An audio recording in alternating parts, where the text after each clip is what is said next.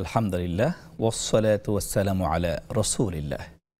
সম্মানিত দর্শক, বাংলাদেশ থেকে অথবা বাংলা ভাষাভাষী যে প্রান্ত থেকে আপনাদের প্রিয় টেলিভিশন নেক্সাস টেলিভিশনের পর্দা আপনাদের প্রিয় অনুষ্ঠান বেকম্যানস বিস্কিটস নিবেদিত ইসলামী জীবন বিধান দেখছেন, সকলকে জানাচ্ছি আন্তরিক প্রীতি, শুভেচ্ছা এবং ইসলামী সম্ভাষণ।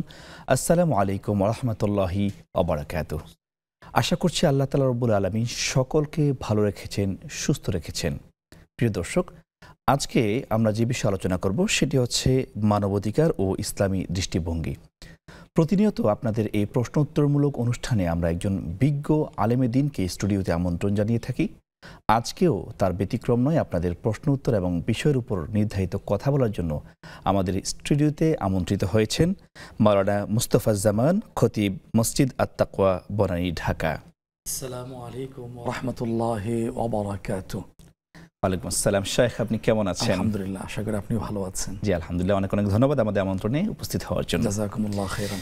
সম্মানিত দর্শক, আপনারা চাইলে দুটি ভাবে আমাদের সাথে যুক্ত হতে পারেন। প্রথমত, আপনারা চাইলে স্ক্রিনে প্রদর্শিত যে নাম্বারটি রয়েছে এখানে সরাসরি কল করে আমাদের সাথে যুক্ত হতে পারেন, অথবা যারা এই মুহূর্তে ফেসবুক লাইভে আমাদের সাথে যুক্ত হয়েছেন আপনারা চাইলে কমেন্ট বক্সে আপনার প্রশ্ন, কোনো মন্তব্য যা কিছু আছে সেগুলো লিখে রাখতে পারেন। সেখান থেকে মূল্যবান বিষয়গুলো নিয়ে আমরা আলোচনা করব। আমি আবারও বলছি, আজকে বিষয় হচ্ছে মানবাধিকার ও ইসলামী দৃষ্টিভঙ্গি। হিউম্যান রাইটস 2024 সালের রিপোর্টে দেখা গিয়েছে সারা বিশ্বের প্রায় 100টিরও বেশি দেশে মানবাধিকার লঙ্ঘন হচ্ছে। সেখানে মানুষ অন্যায়ের শিকার হচ্ছে, কোনো অধিকার সেখানে তারা পাচ্ছে না। শুধু তাই নয়, গ্লোবাল স্ল্যাভারি ইন্ডেক্সে বলা হয়েছে প্রতিদিন প্রায় 20 জন মানুষ সারা বিশ্বে নির্যাতনের শিকার হচ্ছে। বাস্তব পরিসংখ্যান তো আরও বেশি। এটা কেবলমাত্র ইন্টারন্যাশনাল একটা পরিসংখ্যান এসেছে। কিন্তু বাস্তবতা হচ্ছে সারা বিশ্বের যেখানেই মানবাধিকার লঙ্ঘন হচ্ছে, যারা এটা ত্রাণকর্তা তারা বলছে তারা শান্তি প্রতিষ্ঠার জন্য কাজ করছে, কিন্তু আদৌ তাদের মিশন এবং ভিশন কি সেটা নিয়ে আমাদের যথেষ্ট প্রশ্ন রয়েছে। কিন্তু একটা জায়গায় বিনা প্রশ্নে, বিনা দ্বিধায় আপনি উদাহরণ দেখতে পারেন, সেটা হচ্ছে 1400 বছর আগে মুহাম্মদ রাসূলুল্লাহ সাল্লাল্লাহু আলাইহি ওয়াসাল্লাম কীভাবে তিনি মানবতার প্রতিষ্ঠা করেছিলেন। সেখানে বৃদ্ধ, যুবক, যুবতী, আবাল, বনিতা যারা রয়েছে প্রত্যেকটা মানুষ, এমনকি সংখ্যালঘু যারা মুসলমান নয় তাদেরও তিনি অধিকার বাস্তবায়ন করেছেন। যদি মানবাধিকার কথা বলতে হয় তাহলে ফিরে যেতে হবে মুহাম্মদ রাসূলুল্লাহ সাল্লাল্লাহু আলাইহি ওয়াসাল্লামের সেই সোনালী যুগে। আজকে সেখান থেকে আমরা আলোচনা শুনব। প্রথমেই শাইখের কাছে জানতে চাই যে কোরআন এবং হাদিসের ভিত্তিতে মানবাধিকার বলতে কি বোঝায়। বিসমিল্লাহ ওয়াসসালাতু ওয়াসসালামু আলা রাসূলিল্লাহ ওয়া আলা আলিহি ওয়া সাহবিহি ওয়া মান ওয়ালা।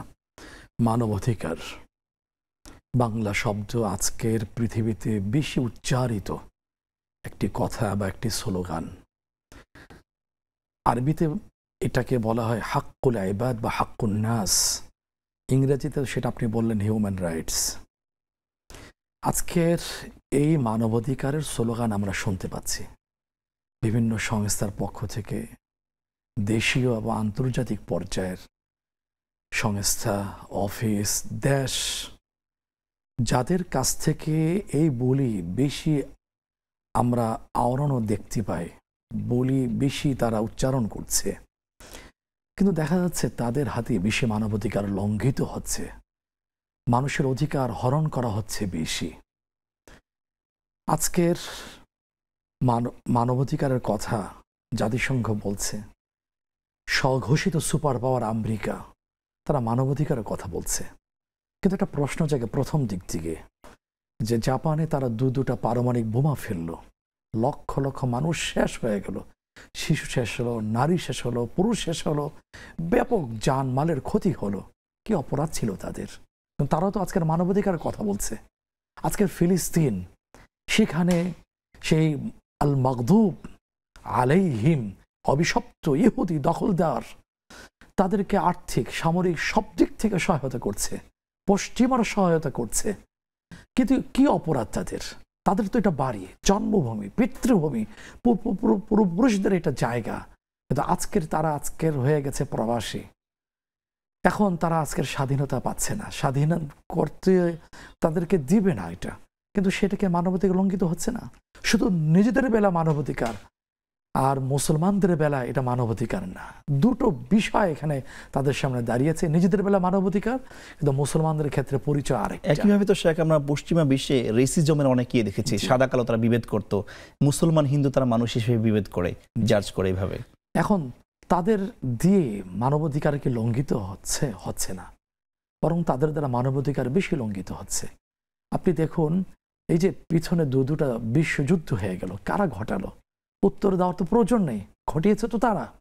লক্ষ লক্ষ কোটি কোটি মানুষ তারা হত্যা করেছে, জীবনটাকে অচল করে দিয়েছে। পৃথিবীতে যেখানে বড় ধরনের মেসাকার তারাই তো ঘটিয়ে যাচ্ছে। তারপরও তাদের মুখে মানবাধিকার কথা বলে। ভূমিকাতে আপনি একটা কথা বলছিলেন যে শান্তি প্রতিষ্ঠার কথা বলছে, শান্তির দূত শান্তি প্রতিষ্ঠার কথা পৃথিবী মানুষকে শোনাচ্ছে। আসলে কি তাই? আল্লাহ তাআলা ১৫০০ বছর আগে এটা দাঁত ভাঙ্গা একটা জবাব দিয়েছেন সূরা বাকারা ১ম পারা ২য় পৃষ্ঠায়, যে ক্বালু ইন্নামা নাহনু মুসলিহুন ওয়া ইযা ক্বিলা লাহুম লা তুফসিদু ফিল আরদ। যখন তাদেরকে বলা হয় তোমরা জমিনে পৃথিবীতে অশান্তি সৃষ্টি করো না, তারা বলে কি ইন্নামা নাহনু মুসলিহুন, আমরা তো শান্তি প্রতিষ্ঠা করছি। আল্লাহ জবাব দিচ্ছেন, এটা কোনো মুসলিম সংস্থা না, ওআইসি না। আল্লাহ জবাব দিচ্ছেন, আলা ইন্নাহুম হুমুল মুফসিদুন, তারাই অশান্তি সৃষ্টিকারী, তারা শান্তি স্থাপন করছে না। ওয়ালাকিল্লা ইয়াশউরুন, তারা টের পাচ্ছে না, উপলব্ধি করতে পারছে না। সুতরাং তারাই বেশি মানবাধিকার লঙ্ঘন করছে, তারাই পৃথিবীতে অশান্তি তারা সৃষ্টি করছে, শান্তি স্থাপনকারী নয়। জি, এখন আপনার কথায় ফিরবো, আমাদের সাথে দর্শক যুক্ত হয়েছে, আমরা একটু প্রশ্নটি নিয়ে নিচ্ছি। আসসালামু আলাইকুম ওয়া রাহমাতুল্লাহি ওয়া বারাকাতুহু। টেলিভিশনের ভলিউমটা একটু কমান, অথবা টেলিভিশন থেকে দূরে গিয়ে প্রশ্ন করুন প্লিজ। জি জি, আসসালামু আলাইকুম। টেলিভিশনের ভলিউমটা একটু কমিয়ে কথা বলুন, শুনতে পাচ্ছেন? হ্যালো, আসসালামু আলাইকুম। ওয়ালাইকুম আসসালাম ওয়া রাহমাতুল্লাহ। দর্শক, আপনাকে আমরা শুনতে পাচ্ছি, আপনি একটু টেলিভিশন থেকে দূরে গিয়ে প্রশ্ন করুন। জি, আমি দূরে গিয়ে প্রশ্ন করতেছি। জি জি, আমি তিনটা জিনিস জানতে চাচ্ছি। জি বলুন। যে আমাদের বাবা মা তো আমাদের আকিকা দেয় নাই, মনে করেন আমাদের হাজবেন্ডরা কি আমাদের আকিকা দিতে পারবে? আচ্ছা আচ্ছা, ঠিক আছে। ১ নম্বর প্রশ্ন।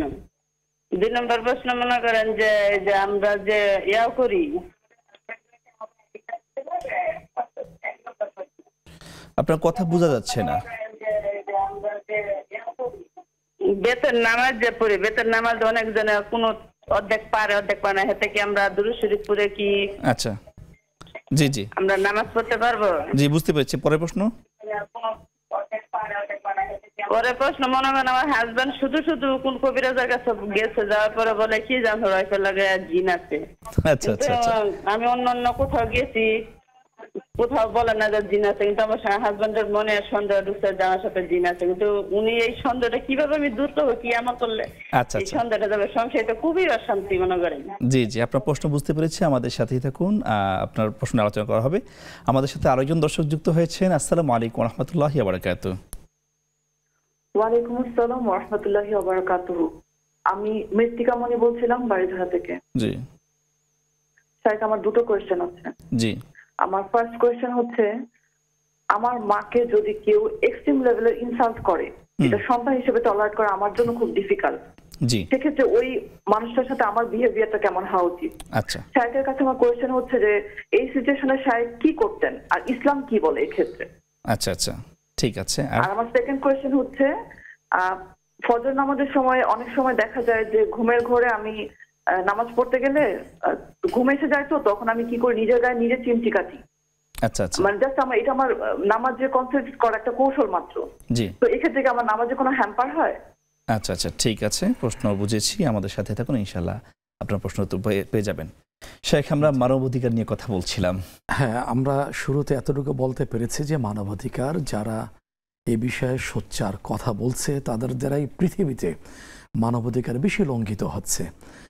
আজকের পৃথিবীকে মানবাধিকারের কথা শোনাচ্ছে, তারা ফিলিস্তিনে যায় না কেন? আমাদের দেশে মানবাধিকার অফিস খোলার জন্য কেন আসে, বা কেনই বা কর্তৃপক্ষ তাদেরকে অনুমোদন দেয়? এখানে তো কোরআন আছে, কোরআনে তো পাতায় পাতায় সূরায় সূরায় সেখানে মানবাধিকারের কথা বলা হয়েছে। সেখানে রাসূল ইসলামের সিরাত আছে, জীবন পবিত্র জীবন চরিত আছে, সুন্দর মানবাধিকারের কথা আছে। তারা এখানে কেন আসছে? তারা ফিলিস্তিনে যায় না কেন? উইঘুরে যায় না কেন? মিয়ানমারে যায় না কেন? পৃথিবীতে যেখানে মানবাধিকার লঙ্ঘিত আছে সেখানে যায় না কেন তারা? আজকের এখানে আসছে, মুসলিমদেরকে সবক দিতে আসছে, ওই যে ঘুরে ফিরে ওই কথাটাই আসবে। আল্লাহ সুবহানাহু ওয়া তাআলা বলে দিয়েছেন ওরা মানবাধিকার লঙ্ঘন করছে, ওরা পৃথিবীতে অশান্তি সৃষ্টি করছে, আবার নিজেরাই বলছে এখানে ওই যে মানে ডাল মে কুছ কালা হয়। এখানে বড় বিষয় হচ্ছে যে মুসলিমদের ক্ষেত্রে মনে হয় মানবাধিকার বলতে কোনো কিছু নেই, শুধু তাদের বেলায় শুধু মানবাধিকারের প্রশ্ন এসে দাঁড়াবে। পাশাপাশি দেখেন তারা বিভিন্ন সময় যুদ্ধ বাঁধিয়ে দিচ্ছে। কেন? তারা যুদ্ধ বাঁধিয়ে দেওয়ার পিছনে রহস্য আছে, একটা রাজনীতি, অস্ত্রের বাজার চাঙ্গা করে তোলা। এই জন্য সবগুলোই হলো মুখের বুলি ছাড়া আর কিছুই না। মানবাধিকারের কথা তো শিখিয়েছেন বিশ্বনবী জনাব মুহাম্মদ রাসূলুল্লাহ সাল্লাল্লাহু আলাইহি ওয়াসাল্লাম। মানবাধিকারের কথা বলেছে ইসলাম। ইসলাম বলতে কি শুধু রাসূল ইসলামের সময় না, ইসলাম তো আসছে আদম আলাইহিস সালাম থেকে শুরু করে। সব নবীরা মানবাধিকার পক্ষে ছিলেন, মানবাধিকার প্রতিষ্ঠা করে তারা দেখিয়েছেন। সর্বশেষ নবী জনাব মুহাম্মদ রাসূলুল্লাহ সাল্লাল্লাহু আলাইহি ওয়াসাল্লাম মানবাধিকার পূর্ণ রূপ পৃথিবীবাসীর সামনে সুন্দরভাবে উপস্থাপন করেছেন। কোথায় নাই ভাই বোনকে মানবাধিকার দিবে সেই কথা বলেছেন, পাড়া প্রতিবেশীকে একে অপরকে অধিকার দিবে, তারপর আত্মীয় স্বজনকে অধিকার দিবে, এমনকি প্রাণী যে আছে তার ক্ষেত্রেও অধিকার সে দেওয়ার কথা বলা হয়েছে। শুধু কি তাই, যে বৃক্ষ সেটার ক্ষেত্রে আমরা বলে থেকে প্রাণ নাই, সেটার ক্ষেত্রে অধিকারের কথা বলা হয়েছে। হাদিসে আসছে মান কাতা শাজারা, কেউ যদি অহিতুক একটা গাছও কাটে তাহলে এই অপরাধে আল্লাহ তাআলা মাথা ধরে তাকে জাহান্নামে নিক্ষেপ করবেন। আল্লাহু আকবার। ইসলামের মানবাধিকার ব্যাপারে কত গুরুত্ব দেওয়া হয়েছে। সর্বশেষ একটা কাল জয়ী মানবাধিকার সম্পর্কে চমৎকার একটা হাদিস, সেটা হলো আল মুসলিমু মান সালিম আল মুসলিমুনা মিন লিসানিহি ওয়া ইয়াদিহি। ওই ব্যক্তি প্রকৃত মুসলমান নয় যার দ্বারা মানবাধিকার লঙ্ঘিত হয়, কথা দিয়ে হয়, হাত দিয়ে হয়। যদি তার দ্বারা মানবাধিকার লঙ্ঘিত হয় তাহলে সে প্রকৃত মুসলমান নয়। হতে পারে সে ভালো মুসলিম, হতে পারে সে হাজি, হতে পারে সে উমরা পালনকারী, হতে পারে কোরআনে কারীম তেলাওয়াত করে, তসবিহ পাঠ করে, ওয়াজিফা পাঠ করে, কিন্তু দেখা যায় ভাই হয়ে বোনকে অধিকার দেয় না। দেখা যায় তার দ্বারা মা বাবার অধিকার খর্বিত হয়ে থাকে, তার দ্বারা আত্মীয় অধিকার খর্বিত হয়ে থাকে। তাহলে ভালো নামাজি হলো তার দ্বারা মানবাধিকার খর্বিত হওয়ার কারণে আল্লাহর কাছে সে প্রকৃত মুসলমান নয়। চমৎকার বলছিলেন। আমাদের সাথে আরো একজন দর্শক যুক্ত হয়েছে, আমরা প্রশ্নটা নিয়ে নিচ্ছি। আসসালামু আলাইকুম ওয়া রাহমাতুল্লাহি ওয়া বারাকাতুহু। ঢাকা থেকে হামিদা বলছি। জি জি। হ্যালো ভাইয়া, কেউ যদি দাওয়াতের কাজ করে, দিনের কাজ করে, আর সেই জায়গায় মনে কর করতেছে, তারা অনেক তালিম করার টাইমে কেউ যদি কাউরে কেউ কষ্ট দেয়, তারপর থেকে ওখান থেকে অনেক কষ্ট দেয়, আবার কষ্ট ধরুন কথা বলে, আবার দেখা দেখতেছে আদবে বের খারাপ, ওরা আদব ভালো করে জানে না। সেখান থেকে যদি তালিমের থেকে সরে আসি আর না এই জায়গায় আদবের বের খারাপ হয়, আদব ঠিক না, রসুলের সুন্নাহ গিলা ঠিক মতো বলতে পারে না, এই তালিমে আমি থাকবো না, তাহলে বলে আল্লাহ বলে নারাজ হয়ে যায় তার প্রতি, যে সইরা দেয় তার প্রতি নারাজ হয়ে যায়, আর বলে আল্লাহ বলে তার কোনো শাস্তি দেয়। এটা কি সঠিক? আচ্ছা জি, আপনার প্রশ্ন বুঝতে পেরেছি। আর কোনো প্রশ্ন রয়েছে? না ভাই। আচ্ছা ঠিক আছে, আপনার প্রশ্ন আমরা বুঝতে পেরেছি। আমাদের সাথে থাকুন, ইনশাআল্লাহ উত্তর পেয়ে যাবেন। জি শেখ, আমরা কিছু প্রশ্নতে চলে যাই, যেহেতু কয়েকটি প্রশ্ন চলে আসছে। আমাদের প্রথম বোন প্রশ্ন করেছেন যে হাজবেন্ড আকিকা দিতে পারবে কিনা। তিনি যখন ছোট ছিলেন তার বাবা মা সেটা দেয়নি, এখন হাজবেন্ডের আকিকা তার জন্য হবে কিনা? হ্যাঁ হবে, যেহেতু একদিক থেকে তো হাজবেন্ড তো ওয়াইফের জন্য গার্ডিয়ান। জি, এখন ওয়াইফের পক্ষ থেকে আকিকা দিতে পারবেন। আচ্ছা, তিনি বলেছেন যে অনেক মানুষ দোয়ায় কুনুত পারে না, দ্বিতীয় নামাজের শেষে যেটা পড়তে হয়, এখন এমন তো অবস্থায় সেই নামাজে দাঁড়িয়ে দোয়ায় কুনুতের পরিবর্তে দুরূদ শরীফ পড়লে কি নামাজ আদায় হবে? হ্যাঁ, শুনতে পেয়েছি, ধন্যবাদ, জাযাকাল্লাহ খাইরান। এখানে সম্মানিতা বোন, হানাফি মাযহাবে দোয়া বিতের নামাজটা হলো আইনগত দিক থেকে ওয়াজিব, অত্যাবশ্যকীয় এই নামাজ, যেটার স্থান হলো ফরজের পরে। এর ভিতরে তৃতীয় রাকাতে যে দোয়া কুনুত পড়তে হয় ওইটা ওয়াজিব। এখন একজন মুসলিম বয়স হয়েছে, কেন তিনি জানবেন না? এটা হলো প্রথম একটা বিনয়ের সাথে সম্মান রেখে প্রশ্ন। হ্যাঁ ঠিক আছে, উনি শেখেন নাই, নামাজি হননি, এখন যত দ্রুত সব শিখবেন, এই তারা এই জ্বলনটা ভিতরে থাকতে হবে। তার আগে দোয়া কুনুতের জায়গায় দুরূদ শরীফ না, উনি পড়বেন রব্বানা আতিনা ফিদ দুনিয়া হাসানা ওয়া ফিল আখিরাতি হাসানা ওয়া কিনা আযাবান নার। এই জাতীয় যে দোয়াগুলো পারেন সেই দোয়াগুলো পড়ার তিনি চেষ্টা করবেন। দোয়া তো কুনুত মানে দোয়া বিনম্র, বিনয় মাখা দোয়া। সেই জন্য এই দোয়াগুলো পড়ার চেষ্টা করবেন। তবে আগের কথাটা রিপিট করছি, যত দ্রুত সম্ভব এই ওয়াজিব আদায়ের জন্য তিনি তৎপর থাকবেন, সোচ্চার থাকবেন। যত দ্রুত কয়েকদিনের ভিতরে দোয়া কোনোটা উনি শিখে ফেলবেন। জি শেখ, ধন্যবাদ। দর্শক, আপনারা দেখছেন বেকমেন্স বিস্কিটস নিবেদিত ইসলামী জীবন বিধান। সময় হয়েছে ছোট্ট একটি বিরতিতে যাওয়ার। আপনাদের প্রশ্নগুলো নিয়ে আমরা আবারও আলোচনা করব বিরতির পর। ততক্ষণ পর্যন্ত আমাদের সাথেই থাকুন।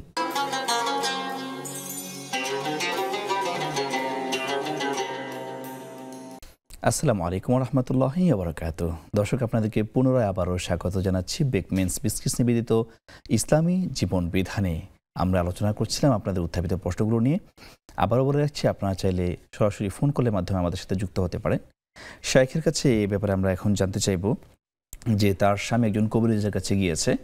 এখন ওই কবিরাজ বলেছে আপনার স্ত্রীকে জিনে ধরেছে। এখন স্ত্রী কোনোভাবেই এটা মানতে চাচ্ছেন না যে ওনাকে আসলে জিনে ধরেছে। বাস্তবতা এটাও হতে পারে।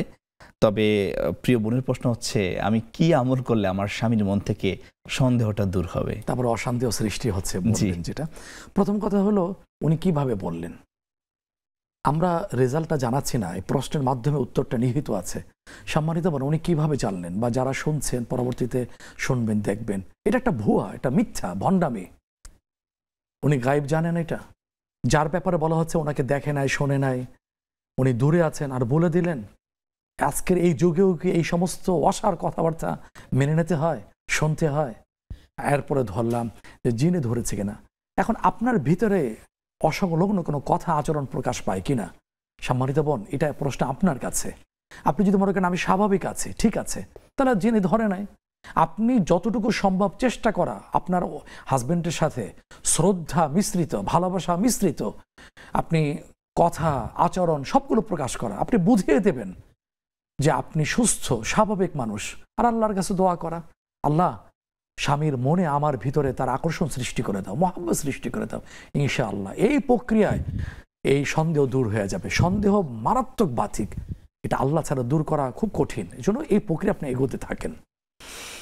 জি, আর 4 নম্বর প্রশ্ন হচ্ছে, আরেক বোন বাড়িধারা থেকে প্রশ্ন করেছেন। তিনি বলেছেন যে তার মাকে যে অপমান করে, যে ব্যক্তি অপমান করলো সেই ব্যক্তির সাথে আচরণ কি হবে বা উনি কি করতে পারেন? হ্যাঁ, এই জন্য খুবই দুঃখজনক। কোনো সন্তান যদি তার মা বাবার সাথে যদি অন্যায় আচরণ করে, কষ্টদায়ক আচরণ করে, আর সন্তান দাঁত বের করে হে হে করে হাসে, শুধু মেনে নেয়, চুপ থাকে, তো কিসের সন্তান? প্রতিবাদ তো অবশ্যই করবেন। এখন প্রতিবাদের প্রক্রিয়াটা কি হবে? যদি কোনো তুহমত লাগান, তাহলে বলতে হবে না আমার মা এর সাথে কোনো সম্পর্ক নেই, আমার বাবার সাথে কোনো সম্পর্ক, আমার মা বলেন নাই, আমার মা করেন নাই, আমার বাবা বলেন নাই, আমার মা করেন নাই। আরেকটা বিষয় একটু ইনক্লুড করতে চাই। বিষয়টা এরকম হতে পারে যে আমরা অনেক সময় কারোর সাথে বাকবিতণ্ডা হলে মাকে তুলে গালি দিচ্ছে, এইবার এটাও তো এক ধরনের অপমান। এই ক্ষেত্রেও যদি একটু যুক্ত করে বলি। মারাত্মক অন্যায়, মারাত্মক অন্যায়। আমি একটা ছোট্ট ঘটনা এখানে বলছি, মানে দলিল হিসাবে। ইসলামটা তো একসাথে আসেনি, 23 বছরের প্রয়োজনে কালপাত্র ভেদে। এখন যারা জাহিলিয়াতের যুগে ছিলেন, ইমান ছিল না, তাওহীদ ছিল না, রিসালাত ছিল না, আখলাক ছিল না, যাদের সম্পর্কে উর্দু কবি বলেছেন খুদনাতে জু রাহ পার গায়রু কে লিয়ে হাদি বন গায়ে, যারা সত্য পথের পথিক ছিলেন না, রাসূল সাল্লাল্লাহু নামক পরশ পাথরের সংস্পর্শে তারা কি হয়ে গেলেন? সঠিক পথের দিশারি হলেন, অন্যের জন্য মডেল হয়ে গেলেন। এখন রাসূল সাল্লামের একটা ঘটনা যে একজন তার গোলামকে একটা রেগে একটা কথা বলছে, রাসূল সাল্লাম ঠিক ওই মুহূর্তে পিছনে শুনে ফেলছেন, যেটা জাহিলি যুগের ওই গালিটা, ওই কথাটা। রাসূল সাল্লাম শুনে রেগে বললেন, আফিকা জাহিলিয়া, তোমার ভিতরে এখনো জাহিলিয়া যাদের খাসলত রয়েছে। উনি বললেন, সরি ইয়া রাসূলুল্লাহ, আস্তাগফিরুল্লাহ, আমি আর করবো না, এটা ছেড়ে দিলাম। সুতরাং মুসলিমের ভিতরে এই যে গালি আর মা বাবার তুলে, এটা মারাত্মক অন্যায়। ইসলামে তো এমনি তো গালি দেওয়া নিষেধ। হাদিসে আসছে সিবাবুল মুসলিমি ফুসুকুন ওয়া কিতালুহু কুফর, মুসলমানকে গালি দেওয়া এটা ফাসিকি, চরম অন্যায়, এবং হত্যা করা কুফরি। সুতরাং মুসলমান গালি দিতে পারে না। আর এই গালিটা যদি হয় মা বাবা নিয়ে, এটা হবে আরো মারাত্মক গুনাহ, কবিরা গুনাহ। সুতরাং এখান থেকে পরিহার করতে হবে। ওই সন্তান মা বাবাকে যদি অসম্মান করে থাকে, বাবাকে যুক্ত করে বলছি, উনি সোচ্চার হয়ে যৌক্তিক পন্থায় আবার এই প্রক্রিয়া আবার অন্যায় আবার যেন তার দ্বারা জি জি, উনি কিন্তু সংগঠিত না হয়। স্পেসিফিক শাইখ বলেছিলেন জি। যে আপনার ক্ষেত্রে হলে আপনি কি হ্যাঁ, করতেন। আমি সহ্য করবো না, আমি তো সেটাই বলেছি, জি। এটা হতে পারে না, জি। এটা সম্ভব না। সুতরাং উনি যৌক্তিক পন্থায় নিয়মতান্ত্রিক ভাবে আবার এই প্রক্রিয়ায় প্রতিবাদ করতে গিয়ে আবার যেন তার দ্বারা আবার বড় আরেকটা অন্যায় জুলুম না হয়ে সংগঠিত না, জুলুম না হয়ে যায়, এটাও খেয়াল রাখা। জি। কথার যদি হয় তোহমত লাগানো হয় তাহলে সেক্ষেত্রে এটা দালিলিক ভাবে উপস্থাপন করা, আর যদি হয়ে থাকে তাহলে সেইভাবেই এটা প্রতিবাদ জানানো। জি জি শেখ, আমাদের সাথে একজন দর্শক যুক্ত হয়েছেন। আসসালামু আলাইকুম ওয়া রাহমাতুল্লাহি ওয়া বারাকাতুহু। ওয়ালাইকুম সালাম ওয়া রাহমাতুল্লাহি ওয়া বারাকাতুহু। ভাইয়া, শাইখের কাছে আমার আজকে দুটো কোয়েশ্চেন আছে। জি জি, ফার্স্ট কোয়েশ্চেন হচ্ছে আমার যে আমি জানি যে নিষিদ্ধ টাইমে নামাজ হয় না, সালাত আদায় হয় না, কিন্তু নিষিদ্ধ টাইমে কি কোরআন তেলাওয়াত করা যাবে? আর হচ্ছে যে আমরা যে ফরজ নামাজ পড়ি, ফরজ নামাজ শেষে যে দোয়া কলমগুলো আছে এগুলো কি নিষিদ্ধ টাইমে হবে কিনা? আর আমার সেকেন্ড কোয়েশ্চেন হচ্ছে যে সূরাতুল মুহাম্মাদের 34-35 নাম্বার আয়াতে আছে যে বলা হয়েছে যে বিশ্বাসীগণকে কিছু সমাজে লোক আছে তারা মানে আল্লাহর পথ থেকে দূরে সরিয়ে নেয়, যাতে যারা টাকার গদির উপরে বসে আছে জি তারা এভাবে সরিয়ে নেয়। তো এদের সাথে তোমরা সন্ধি স্থাপন করো না, বা তোমরা এরা কাফের হয়ে যায়, কাফের করে তাদেরকে আমি তুলে নেই এবং ক্ষম করি না। এখন আমার প্রশ্ন হচ্ছে, এই সিচুয়েশন যদি প্রতিবেশী করে বা আমার রিলেটিভ করে, তাহলে কি তাদের সঙ্গে সন্ধি স্থাপন করা যাবে? যেহেতু প্রতিবেশীর সঙ্গে তো সম্পর্ক ছিন্ন। জি তো সূরাতুল মুহাম্মাদে আবার বলা হয়েছে যে এদের সঙ্গে সন্ধি স্থাপন করো না। এখন কি করব স্যার, প্লিজ একটু এক্সপ্লেইন করবেন। আচ্ছা আচ্ছা আসসালামু আলাইকুম। জি ওয়ালাইকুম আসসালাম ওয়া রাহমাতুল্লাহ। জি দর্শক, আপনার প্রশ্ন বুঝতে পেরেছি, আমাদের সাথেই থাকুন ইনশাআল্লাহ। জি শেখ, আমরা এর পরের প্রশ্নে চলে যাই। আমার এক বোন প্রশ্ন করেছেন যে তিনি যখন নামাজে বসেন, নামাজে বসা অবস্থায় বিশেষ করে ফজরের সালাতের সময় অনেক সময় ঝিমুনি ভাব থাকে বা একটু অবচেতন মন হয়, তখন নিজেই নিজেকে চিমটি কাটেন যাতে তার মানে মনটা ঠিক হয় অথবা ঝিমুনি ভাবটা চলে যায়। এমন অবস্থায় ওনার নামাজ হবে কিনা? প্রথম কথা হলো আমি কোথায় দাঁড়াচ্ছি? আমি দাঁড়াচ্ছি রাজাদিরাজ মহারাজা আল্লাহ সুবহানাহু ওয়া তাআলার সামনে দাঁড়াচ্ছি। আমাকে এমনভাবে নামাজটা পড়তে হবে, হাদিসে আসছে সাল্লি সালাতা মুআদ্দিইন, বান্দা বান্দি তুমি এভাবে নামাজ পড়বে, তোমার মনোভাবটা এইভাবে থাকবে যে এইটাই তোমার জীবনের শেষ নামাজ। আপনি ভাবুন, একটু মনে করুন, নিজেকে সেই জায়গায় একটুখানি চিন্তা করুন যে ফাঁসির কাষ্ঠে ঝুলানো হবে, মৃত্যুদণ্ড কার্যকর করা হবে। উনি শেষবারের মতো অনুমতি পেলেন 2 রাকাত নামাজ পড়া, ওইটাই তার জীবনের শেষ নামাজ, শেষ সাজদা, শেষ রুকু, শেষ মোনাজাত হবে। তার কি ঝিমুনি আসবে? তাহলে আমাকে বলা হয়েছে যে সাল্লি সালাতা মুআদ্দিইন, ও বান্দা ও বান্দি তুমি এভাবে নামাজ পড়ো, এইটাই তোমার জীবনের শেষ নামাজ। তা আমি কেন ওই ঘুম ঘুম ভাব নিয়ে ঝিমুনি নিয়ে গাফেল মনিয়ে নামাজ দাঁড়াবো? বরং তার আগে আমি একটু হাঁটাচলা করব, চোখে পানি দিব, এই ঘুম ভাব দূর করার জন্যে তৎপরতা আসার জন্য আমি যা করা সেটা আমি করে একবারে ফ্রেশ মনে আমি নামাজে দাঁড়িয়ে যাবো, এটাই করতে হবে। এরপরে যেহেতু প্রশ্ন করেই বসছেন, আমাদের সাথে শেয়ার করেছেন চিমটি কাটা, এটা নামাজের মধ্যে একটা যেটা বলছে লাঘু হবে, লাঘু অর্থহীন কাজ হবে। আমলে কাসির যেটাকে বলে, আমলে কাসির পুরো হবে না, একটু চিমটি কাটা, এটা আমলে কাসির আসবে না, কারণ নামাজের মধ্যে টুকটাক এগুলো হতে পারে। 2 হাত দিয়ে করলে যেটা আমলে কাসির, যেটা বাহিরে ব্যক্তি বুঝতে পারবেন যে উনি নামাজের ভিতরে নাই। 1 হাত দিয়ে চিমটি কাটা, 2 হাত দিয়ে তো চিমটি কাটে না, এটা আমলে কাসির পর্যায়ে যাবে না ইনশাআল্লাহ। সুতরাং এগুলো এই চিন্তা করে যে কথাগুলো শেয়ার করলাম, ওগুলো থেকে বিরত থাকার চেষ্টা করবেন। জি, কারণ একটা হাদিস বলি সবার জন্য, যে নামাজ পড়ছে, দেখা যায় নামাজের মধ্যে কেউ 10 ভাগের 1 ভাগ সওয়াব পাবে, 9 ভাগের 1 ভাগ পাবে, এভাবে সুমুনুন সুবউন সুদুসুন হাদিসে আসছে। একই নামাজ, একই কেরাত, দেখা যায় নামাজের পুরোপুরি সওয়াব পাবে না। কেন? ওই যে ইখলাস, খুশু, খুদু, একাগ্রতা, একনিষ্ঠতা না থাকার কারণে বা ঘাটতি তারতম্য থাকার কারণে সওয়াব কিন্তু হ্রাস পেয়ে যাচ্ছে। সুতরাং এই সমস্ত বিষয় বিবেচনা রেখে আমি নামাজে দাঁড়াবো, এটা আমার চেষ্টা থাকবে। জি শেখ, ধন্যবাদ। আমাদের সাথে আরো একজন দর্শক যুক্ত হয়েছেন। আসসালামু আলাইকুম ওয়া রাহমাতুল্লাহি ওয়া বারাকাতুহু। ওয়ালাইকুম আসসালাম। হুজুর, আমার একটা প্রশ্ন। জি বলুন। প্রশ্নটা হচ্ছে, আমার কাছে 3 লক্ষ টাকা আছে, কিন্তু টাকাটা 4 বছর যাবত মানে আত্মীয়-স্বজনের কাছে এক প্রকার হাওলাত দিয়ে রাখছি 4 বছর যাবত। জি, কিন্তু এই টাকাটা কি আমার প্রত্যেক বছর যাকাত দিতে হবে, যাকাত আদায় করতে হবে? আচ্ছা আচ্ছা। আর কোন প্রশ্ন? 4 লক্ষ টাকা না না, আমার এই একটাই প্রশ্ন, 4 লক্ষ টাকার কি যাকাতটা আদায় করতে হবে কিনা? ঠিক আছে, ধন্যবাদ। কিন্তু আমার কাছে টাকাটা নাই, টাকাটা আমি হাওলাত দিয়ে রাখতে 4 বছর। জি জি, বুঝতে পেরেছি, আপনার উত্তর পেয়ে যাবেন ইনশাআল্লাহ। দর্শক, আপনারা দেখছেন বেকমেন্স বিস্কিটস নিবেদিত ইসলামী জীবন বিধান। আমরা আলোচনা করছিলাম আপনাদের প্রশ্নগুলো নিয়ে। এই পর্যায়ে সময় হয়েছে ছোট্ট একটি বিরতিতে যাওয়ার। কথা হবে বিরতির পর।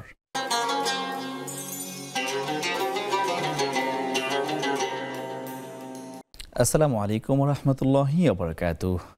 বেকমেন্স বিস্কিটস নিবেদিত ইসলামী জীবন বিধানে বিরতির পর আবারও স্বাগত জানাচ্ছি। প্রিয় দর্শক, আপনাদের প্রশ্নগুলো নিয়ে আমরা আলোচনা করছিলাম। এই পর্যায়ে আমরা আরেকটি প্রশ্নতে চলে যাই। শেখ, প্রশ্ন হচ্ছে যে দ্বীনের দাওয়াতের তালিম অনেক জায়গায় হয়, তো প্রিয় বোনের প্রশ্ন হচ্ছে তিনি এক জায়গায় গিয়েছেন, সেখানকার আচরণ বা সার্বিক দিক তার কাছে ভালো লাগেনি, ওই জন্য তিনি সেখানে আর যান না।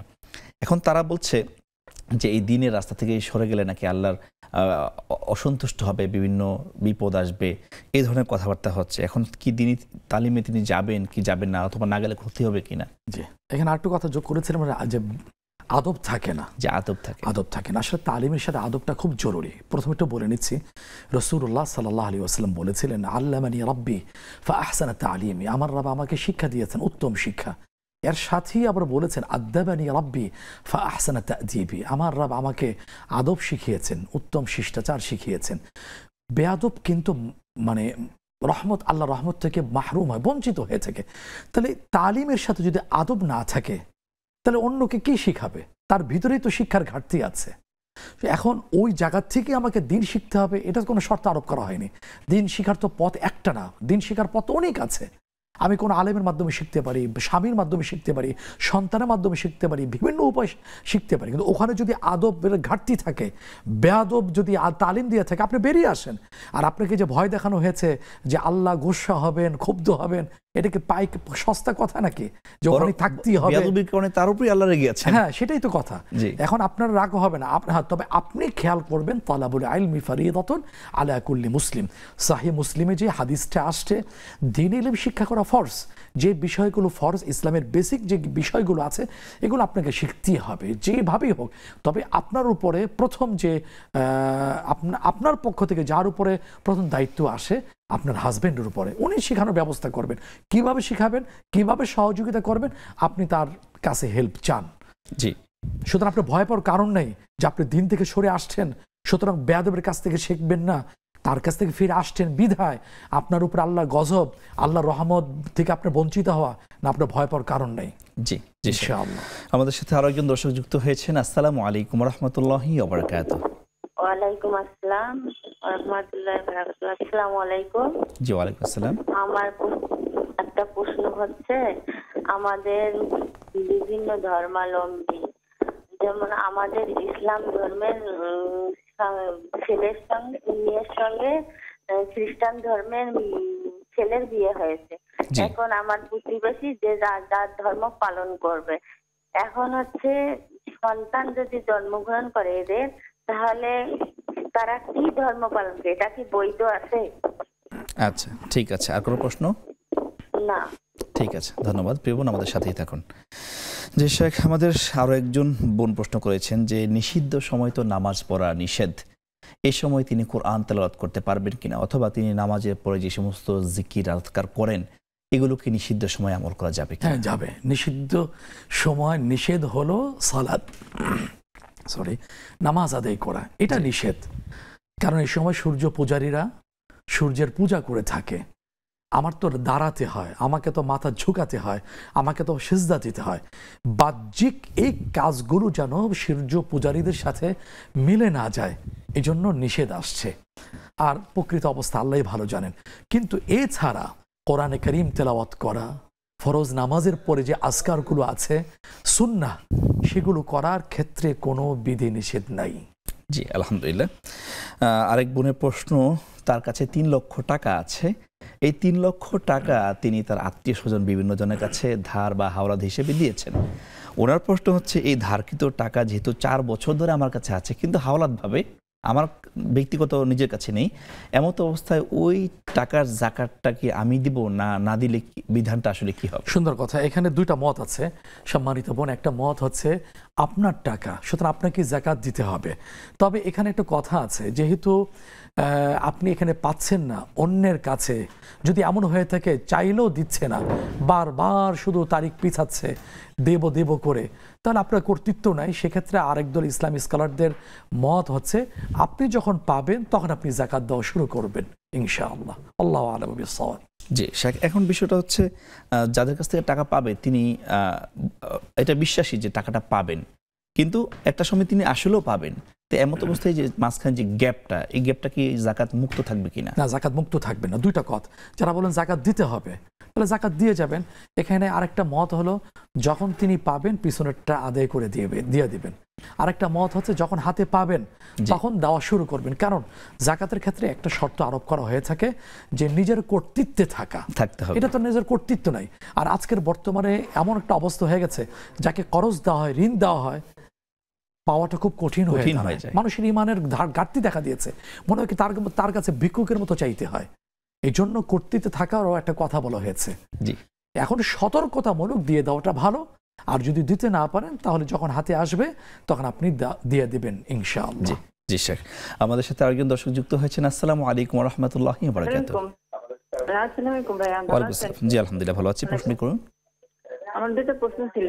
জি, আমার প্রথম প্রশ্নটা হচ্ছে আমার পিরিয়ডটা মানে না, পিরিয়ডটা হচ্ছে 10 দিন 11 দিন পর্যন্ত থাকে, কিন্তু এটা হচ্ছে 5-6 দিন পর্যন্ত একটা অনেক থাকে, 6-7 দিন 8-9 দিন হালকা, মানে দেখা যায় না যায় এরকম দিনে একবার দুবার হইলো না হইলো এরকম। কিন্তু আমার কথা হচ্ছে যদি আমি ফরজ গোসল না করতে পারি, 9 দিন 10 দিনের দিন হয়তো বা একেবারেই থাকে না, হালকা থাকে না থাকে এরকম, যদি আমি ফরজ গোসল না করতে পারি, যদি আমার হাজবেন্ড আমার কাছে থাকতে চায়, কি গুনাহ হবে? আচ্ছা আচ্ছা ঠিক আছে প্রিয় বোন, আর কোনো প্রশ্ন আছে? আর একটা হিন্দি আছে আরেকটা। জি, আমার এই অবস্থায় কি আমি নামাজ পড়তে পারি? আচ্ছা ফরজ নামাজটা? জি জি ঠিক আছে। নামাজ, আর আমি যে কোরআন পড়তে পারি না দেখে সে মোবাইলে কোরআন শুনি, জি এটা কি শুনতে পারবো? আচ্ছা ঠিক আছে, আপনার প্রশ্নটি বুঝতে পেরেছি প্রিয় বোন। শেখ, আরেক বোনের প্রশ্ন অত্যন্ত মানে যুগের সাথে একটা বাস্তব মিল রয়েছে যেটার। তার প্রশ্ন হচ্ছে, বিধর্মীকে বিয়ে করলে, একজন মুসলমান যদি খ্রিস্টান অথবা অন্য ধর্মের মানুষকে বিয়ে করে, বিয়ে করার বিষয়টা তো আলাদা আছেই যে জায়েজ কি জায়েজ না, তার পাশাপাশি তাদের যে সন্তান হবে সেই সন্তানটা আসলে কোন ধর্মাবলম্বী হবে এই বিষয়ে প্রশ্ন করেছেন। প্রথম কথা হচ্ছে বিধর্মীদেরকে বিয়ে করা যাবে কিনা। বিধর্মী বলতে ঢালাও ভাবে না, আহলে কিতাব, আসমানি কিতাবধারী ইহুদি এবং নাসারা। সেক্ষেত্রে ইসলামী স্কলারদের বক্তব্য হচ্ছে তারা যদি তাওহীদের উপর থাকে, প্রথম শর্ত হলো ছেলে হতে হবে মুসলিম, ছেলে হতে হবে মুসলিম। কারণ আল ইসলাম ইয়ালু ওয়ালা ইউআলা, ইসলাম উপরে থাকবে, এজন্য ছেলে হতে হবে, পাত্র হতে হবে মুসলিম, পাত্রী মেয়ে হতে হবে অমুসলিম। তবে শর্ত হচ্ছে, অন্যতম শর্ত হলো তাওহীদের উপর থাকতে হবে, শিরিকে থাকতে হবে না। যেমন খ্রিস্টানদের মতামত তৃতীয়বাদ, সূরা মাঈদা 6 পারা 19তম পৃষ্ঠাে আসছে, লাকাদ কাফারাল্লাযীনা ক্বালু ইন্নাল্লাহা সালিসু সালাসা।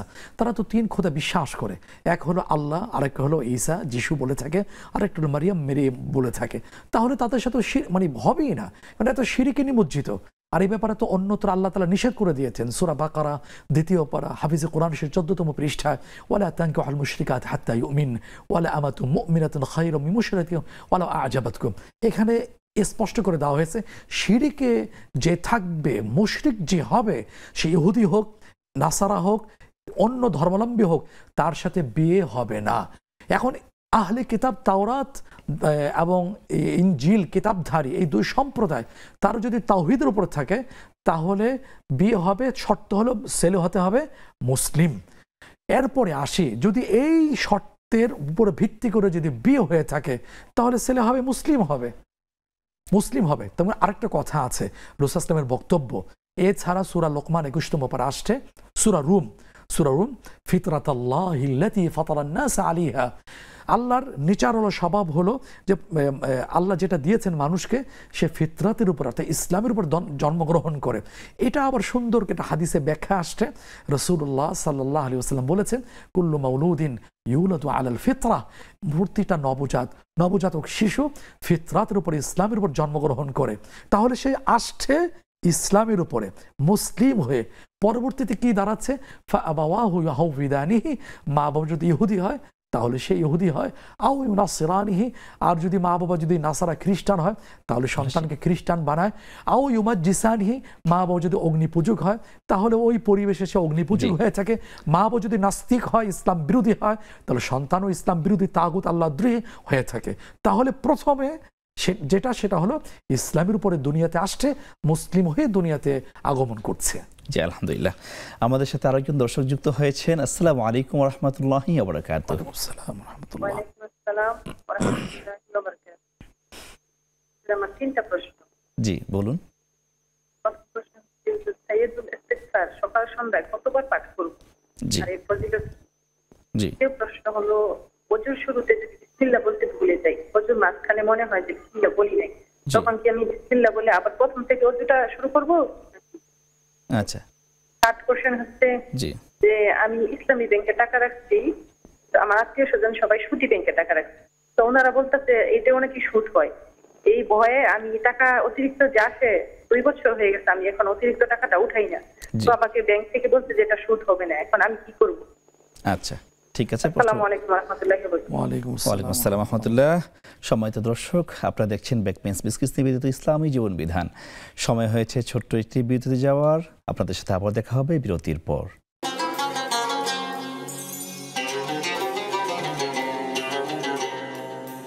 আসসালামু আলাইকুম ওয়া রাহমাতুল্লাহি ওয়া বারাকাতুহু। আপনাদেরকে আবারও স্বাগত জানাচ্ছি বেকপেন্স বিস্কিট নিবেদিত ইসলামী জীবন বিধানে। আমরা আলোচনা করছিলাম আপনাদের উত্থাপিত প্রশ্নগুলো নিয়ে। এই পর্যায়ে সরাসরি আমরা প্রশ্নের উত্তর পর্বে চলে যাচ্ছি।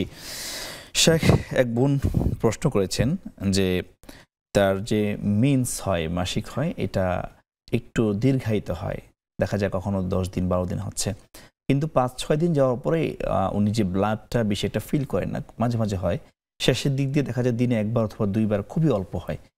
এমত অবস্থায় দুটি প্রশ্ন একসাথে আমি করে ফেলছি। প্রথমত তিনি শেষ পর্যায়ে এসে যখন দিনে 1 বার হচ্ছে, তিনি ফরজ গোসল ছাড়া নামাজ পড়তে পারবেন কিনা, কোরআন তেলাওয়াত করতে পারবেন কিনা, তার পাশাপাশি তিনি মাঝে মাঝে কোরআন তেলাওয়াত মোবাইলে শুনেন, সেটা শোনা যাবে কিনা, এবং একই সাথে তার স্বামী যদি তার সাথে একসাথে থাকতে চায় সেক্ষেত্রে সেটা পারবে কিনা। প্রথম কথা হচ্ছে হানাফি মাযহাবে হাদিসের আলোকে এই মাসিক অসুস্থতার সর্বনিম্ন সময় হলো সালাসাতু আইয়াম, আকাল্লুল মুদ্দা সর্বনিম্ন হলো 3 দিন, আর সর্বোচ্চ সময় হলো আশারাতু আইয়াম, হাদিসে আসছে 10 দিন। এর বাহিরেও যদি চলতে থাকে এটাকে হাদিসের ভাষায় বলা হয় ইস্তিহাসা, যার বাংলা অর্থ হলো অসুস্থতা। 10 দিন পার হওয়ার পর যদি এটা বলবৎ থাকে, চালু থাকে, তাহলে নামাজের রক্তে উজু করে তিনি নামাজ পড়ে নেবেন। তার আগে এটা যদি চলতে থাকে সময় অসময়, তাহলে এটা ধরে উনি অসুস্থতা অর্থাৎ মাসিক অসুস্থতাই ধরবেন। এর মধ্য থেকে বিরত থাকার চেষ্টা করবেন, স্বামী স্ত্রী একসাথে থাকার যেটা মেলামেশা, তারপরে কোরআন কারীম তেলাওয়াত করা, এগুলো থেকে বিরত থাকবেন। এবং কোরআন তেলাওয়াত তো শোনা যায়, এক্ষেত্রে কোনো সমস্যা নাই। জি শেখ আরেক বোনের প্রশ্ন, তিনি হচ্ছেন সাইয়্যিদুল ইস্তিগফার, এটা দিনে কয়বার পড়তে হবে এবং কখন পড়তে হবে? যতবার ইচ্ছা ততবার পড়া যাবে। হাদিসে তো আসছে যে মান লাজিমাল ইস্তিগফার, ইস্তিগফার অর্থাৎ আস্তাগফিরুল্লাহ, গুনাহ মাপ চাওয়ার বিষয়টা নিজের জন্য যে বা যারা অবধারিত করে নেয় তার জন্য অনেক অনেক বড় বড় সুসংবাদের কথা আসছে। সূরা নূহ 29তম পরে আসলে ইস্তাগফিরু রাব্বাকুম, তোমরা তোমাদের রবের কাছে ইস্তিগফার করে যাও। সুতরাং ইস্তিগফার কতবার করব এটা কোনো সংখ্যার সাথে সীমাবদ্ধ করা যাবে না, যতবার পারা যায় ততবার করতে হবে। কিন্তু সেরা ইস্তিগফার, হাদিসের যে নাম সাইয়্যিদুল ইস্তিগফার, সেটা সকাল সন্ধ্যায় 1 বার পড়া। ফজিলতকে বোন সম্ভবত জিজ্ঞেস করেছিলেন, ফজিলত তো অনেক বড় ফজিলত। হাদিসে আসছে রাসূলুল্লাহ সাল্লাল্লাহু আলাইহি ওয়াসাল্লাম বলেছেন মুকিনান বিহ, যে সকালে পড়বে, এই কথাগুলোর উপরে পুরো ইয়াকিন বিশ্বাস সহকারে যদি সন্ধ্যার আগে মারা যায় তাহলে তো শহীদী মৃত্যু হয়ে যাবে। আবার সন্ধ্যা যদি পড়ে যায়, সন্ধ্যা যদি পড়ে পুরো বিশ্বাস সহকারে কি কথা আছে, শুধু মন্ত্র পাঠ না, বলি আওড়ানো না, কথাগুলো কি বলছি শাব্দিক অর্থ যদি আমার মনে নাও আসে, এর সার সংক্ষেপটা যদি আমার মানে ব্রেনে যদি থাকে, বিনয়ের সাথে, হ্যাঁ বিনয়ের সাথে, যেহেতু ইস্তেগফার মানে ক্ষমা প্রার্থী, আমার রবের কাছে আমি বিনয় হয়ে ক্ষমা চাচ্ছি, এই মনোভাব পোষণ করে আবার সকাল পর্যন্ত এই সংবাদ বলবৎ থাকবে, মারা যদি যায় তাহলে তার শহীদ মৃত্যু হয়ে যাবে। সুবহানাল্লাহ। জি, আমাদের সাথে আরেকজন দর্শক যুক্ত হয়েছেন, আমরা তার প্রশ্ন নিয়ে নিচ্ছি। সম্ভবত তিনি ডিসকানেক্টেড হয়ে গিয়েছেন। শেখ, আমরা আরো একটা প্রশ্ন নিয়ে নিচ্ছি, সেখানে হচ্ছে অজুর শুরুতে যে বিসমিল্লাহ পড়া সুন্নত আমরা জানি, প্রিয় বোন যখন অজু করেন অজুর মাঝখানে তার মনে পড়ে যে বিসমিল্লাহ পড়িন অথবা শেষে, এমন অবস্থায় তিনি কি অজু আবার নতুন করে করবেন কিনা? না, এটা রিপিট করা লাগবে না। হাদিসে আসছে লা ওযু লিমান লাম ইয়াযকুর ইসমিল্লাহ, লিমান লাম ইয়াযকুর লিমান লাম ইয়াযকুর ইসমাল্লাহ, যে ব্যক্তি ওজুর শুরুতে বিসমিল্লাহ বলল না তার ওজুই হলো না। এটা হলো হাদিসের শাব্দিক অর্থ। এখন ফোকাহায়ে কেরাম তারা বলেছেন, যারা আইনবিদ আইনজ্ঞ তারা বলেছেন যে এটা ফরজ না, ওয়াজিব না, এটা সুন্নাহ, শুরুতে বলে নেওয়া ভালো। তারপরও কেউ যদি বিসমিল্লাহ নাও বলতে ভুলেও যান, তবুও তার ওযু হয়ে যাবে, কোনো সমস্যা নাই। আর যেটা বলেছেন যে রিপিট করা লাগবে কিনা, রিপিট করা লাগবে না। জি, আলহামদুলিল্লাহ, আমাদের সাথে আরেকজন দর্শক যুক্ত হয়েছেন। আসসালামু আলাইকুম ওয়া রাহমাতুল্লাহি ওয়া বারাকাতুহু। ওয়ালাইকুম আসসালাম। আসসালামু আলাইকুম। ওয়ালাইকুম আসসালাম। আমি শরীফ বলছিলাম উত্তরা থেকে। জি, আমার একটা জানার বিষয় ছিল যে আমাদের দেশে মসজিদের নামাজে খুতবার আগে যে ইমাম সাহেবরা বসে আলোচনা করে, জি, এই আলোচনায় ওখানে মনে মনে যদি কেউ তাজবিবাদ করে, জি, বা নীরবে যদি পবিত্র কোরআন সরাসরি দেখে দেখে পড়ে, এটা জায়েজ কিনা? আচ্ছা, জি। আর কোন প্রশ্ন? স্থানীয় ভাষা না, এটা একটা স্পষ্ট দলিল সহ জানতে চাচ্ছিলাম। ও আচ্ছা আচ্ছা, এখন বিষয় হচ্ছে এটা কি বাংলাদেশে হচ্ছে মানে নাকি বাইরের দেশে? যেমন ধরেন মাতৃভাষা যদি আরবি হয়, খুতবাও যদি সেখানে আরবি হয়, এটা একটা আলাদা বিষয় আছে। আপনি কি বাংলাদেশের প্রেক্ষাপটে জিজ্ঞাসা করলেন, তাই তো? বাংলাদেশের প্রেক্ষাপটে খুতবার আগে হুজুররা যে বক্তব্য, এখানে মূলত ঠিক আছে, বুঝতে পেরেছি। হ্যাঁ, বুঝতে পেরেছি। আর কোনো প্রশ্ন আছে? আচ্ছা, ঠিক আছে শেখ, আমরা আরেকটি প্রশ্ন চলে যাচ্ছি, সেটা হচ্ছে ইসলামী ব্যাংকে টাকা রাখার ক্ষেত্রে এক বোন বলেছেন যে তিনি টাকা রেখেছেন, তার প্রতিবেশী বলছে যে অন্যান্য ব্যাংকেও তো সুদ আছে, ইসলামী ব্যাংকেও সুদ নিচ্ছে, সুতরাং এখানে রেখে লাভ কি? এই জন্য প্রিয় বোন প্রায় 2 বছর ধরে অধিকাংশ টাকা যেটা আসছে সেটা তিনি গ্রহণ করছেন না, এবং ব্যাংক কর্তৃপক্ষ বলছে এটা সুদ হবে না, আপনি নিতে পারেন। এমন অবস্থায় বোনের করণীয় কি? প্রথম কথা হলো, বাংলাদেশের ইসলামী ব্যাংকিং যে কার্যক্রম পরিচালিত হচ্ছে শতভাগ কোনোটাই কিন্তু সুদ মুক্ত না। কেন নয়? কারণ আমাদের রাষ্ট্রীয় অর্থ ব্যবস্থা হলো সুদ ভিত্তিক, কেন্দ্রীয় ব্যাংকের সাথে লেনদেন করতে হয়। যেটা সুদ আসে, এই শরিয়া কাউন্সিলে যারা থাকেন বড় বড় আর ওলামায়ে কেরাম, তারা কি করেন, ওই অংশটা আলাদা করে ফেলেন, শুধু মুক্তটাই গ্রাহকের তারা দিয়ে থাকেন। সুতরাং তাকে যে মুনাফাটা দেওয়া হচ্ছে এটা সুদ মুক্ত ইনশাআল্লাহ। তারা আমাদেরকে বলছেন আমরা মেনে নেব, যেহেতু তারা ইমামের ভূমিকা আছেন। আমাদের অগোচরে অজান্তে যদি কিছু করে থাকেন, দায়টা তাদের উপরে আসবেন, তারা আল্লাহর কাছে প্রশ্নের সম্মুখীন হবেন। আর অন্যের কথায় অন্য ব্যাংকগুলো যদি সুদ ভিত্তিক, আর এটা এক সমান নয়, এটা তো পুরনো কথা। কোরআন যখন নাজিল হয়েছে তখন এই কথাগুলো আল্লাহ কোট করেছেন, ওই কথাগুলো নকল করেছেন। সূরা বাকারা 3 পারা 6 পৃষ্ঠায় ইন্নামাল বাইউ মিসলুর রিবা। তারা বলতো ওই সময় লোকেরা সুদ তো ওই ব্যবসা তো সেই সুদের মতোই, ব্যবসাও বৃদ্ধি পায়, সুদও বৃদ্ধি পায়, কিন্তু না, এটা এক সমান নয়। আল্লাহ জবাব দিচ্ছেন, সুতরাং আপনি তাদের কথায় কান না দেওয়া। জি শেখ, আমরা একদম শেষ পর্যায়ে চলে আসছি, আর 2টা প্রশ্ন সংক্ষেপে আমরা নিব। সেটা হচ্ছে, এক বোন প্রশ্ন করেছেন ফেসবুকে যে তিনি উমরা করার নিয়ত করেছেন, কিন্তু পারিবারিকভাবে অনেকে অসচ্ছল, এজন্য অনেকে বলছে উমরা করার চেয়ে আগে আমাদেরকে দান করো। এখন উনি কোনটা করবেন? হ্যাঁ, এটা ভালো হবে, দানটা আরো বেশি ভালো হবে। আবার হাদিসে এটা এই কথা আসছে, তাবিউ বাইনাল হাজ্জি ওয়াল উমরা, তোমরা হজ করেছো ঠিক আছে, উমরা করেছো ঠিক আছে, সুযোগ থাকলে সামর্থ্য থাকলে তোমার হজের পর হজ করো, উমরার পর উমরা করো। লাভটা কি হবে?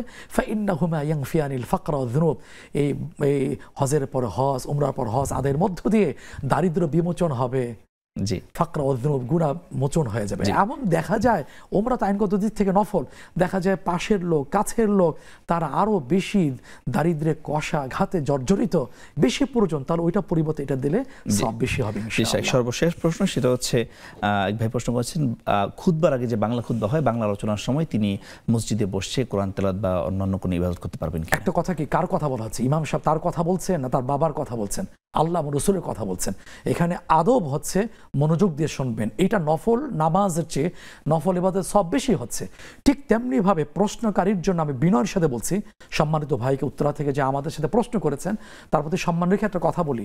আমাদের এই আওয়াজে স্পষ্ট শোনা যাচ্ছে উনি খাচ্ছেন, প্রশ্ন করছেন। এটা তো কোনো গল্পের আসন না, এটা তো ইসলামের কথা, আল্লাহর কথা আমরা বলছি। সুতরাং এটাও একটা আদব বজায় রাখা। সুতরাং ওই বলার ক্ষেত্রে একই কথা, আর যখন কোরআন হাদিসের কথা হয় সেক্ষেত্রেও ওই জিকির না করে কোরআন তেলাওয়াত না করে শুধু শুনবেন, এটা তার জন্য নফল ইবাদত চেয়েও বেশি সওয়াব হয়ে যাবে। আমি যদি না শুনি, আমার যদি এলেম হাসিল না হয়, তা আমার ইবাদত কিভাবে পরিশুদ্ধ হবে? তাহলে হাদিস তো সেই কথাই তো ঠিক হলো। ঠিক তো অবশ্যই ঠিক। সেই কথা হলো যে আবেদের ইবাদতের চেয়ে আলেমের ঘুম শ্রেয়। কেন? যতটুকু করছে সেটা ঠিকঠাক মতো কোরআন সুন্নাহ আলোকে করছে, যেহেতু তার কাছে এলেমটুকু আছে। আমি একজন আম মানুষ, সাধারণ মানুষ, আমার তো এই একটা সুযোগ, সপ্তাহে একটা দিন, মাসের 4 বার, বছরে 52 বার সময় অসময় শিখছি। এগুলোর ক্ষেত্রে যদি অন্য কাজ করে, এটাও তো একটা বড় ইবাদত। সাহাবা কেরামের আখলাক কেমন ছিল? রাসূলুল্লাহ যখন বলতেন তারা মনোযোগ দিয়ে শুনতেন, তার দৃষ্টি তার মনোযোগ সব কিছু রাসূলের দিকে নিবদ্ধ থাকতো। তাদের পরিবেশটা কেমন ছিল? হাদিসে আসছে কান্না আলা রুউসিহিমুত তাইর, যেন তাদের মাথার উপর পাখি বসে আছে। পাখিকে যে কোনো ডালে বসবে, যখন নিরাপদ বোধ করবে তখন সেই ডালে তো বসবে। মানুষগুলোকে তারা সেইভাবে ভাবতেন। কাদেরকে? যারা রাসূল ইসলামের মজলিসে মনোযোগ দিয়ে শুনতেন। সেইটাই দায়িত্ব বা করণীয় হলো শ্রোতাদের। জি শেখ, অত্যন্ত চমৎকার আলোচনা করছিলেন। আমরা আসলে যে টপিক আলোচনা করছিলাম আরো অনেক কিছু শোনার বাকি ছিল আপনার কাছ থেকে, কিন্তু সময়ের অভাবে আমরা আসলে সেটা নিতে পারছি না। আপনি কষ্ট করে আমাদের আমন্ত্রণে হাজির হয়েছেন নেক্সাস টেলিভিশনের পর্দায়, এই জন্য আপনাকে অনেক অনেক ধন্যবাদ। আপনাদেরকেও জাযাকুমুল্লাহ খাইরান। জি শেখ। প্রিয় দর্শক, আপনারা দেখছিলেন চমৎকার বিষয়ে মানবাধিকার ও ইসলামী দৃষ্টিভঙ্গি নিয়ে চমৎকার আলোচনা, তার পাশাপাশি আপনাদের প্রশ্নগুলো নিয়ে। সর্বশেষে এই কথাই বলতে চাই, ইসলাম হচ্ছে এমন এক ধর্ম যেটা মানবতা মানুষকে শিখিয়েছে 1400 বছর আগে থেকে, যেখানে মানুষ তাদের অধিকার পেয়েছে, নারী অধিকার পেয়েছে, শিশুরা অধিকার পেয়েছে, এতিম শিশুরা অধিকার পেয়েছে। যদি আমরা মানবাধিকার অধিকার এই উদাহরণ খুঁজতে যাই, একমাত্র কোরআন এবং সুন্নাহ এবং ইসলাম হচ্ছে পরিপূর্ণ জীবন বিধান। আমরা এটাই বিশ্বাস করি এবং এটাই পরিপূর্ণ সমাধান।